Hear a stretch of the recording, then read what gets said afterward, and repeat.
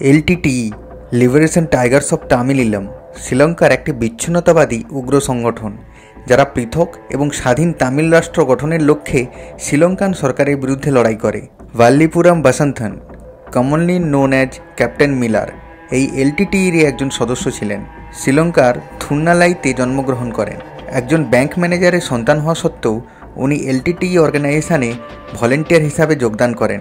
1983 সালের জুলাই মাসে এক অ্যান্টি তামিল রায়ট সংঘটিত হয় শ্রীলঙ্কাতে, যা ব্ল্যাক জুলাই নামে পরিচিত।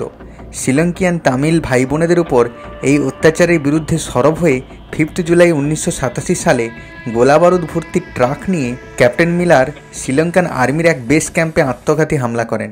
উনি এলটিটিইর প্রথম ব্ল্যাক টাইগার সুইসাইড কমান্ডো স্কোয়াডের মেম্বার ছিলেন। 21 মে 1991 সালে ভারতের প্রধানমন্ত্রী রাজীব গান্ধীকে আত্মঘাতী মানব বোমা ব্যবহার করে হত্যা করেছিল এই এলটিটিইরই এক সদস্য।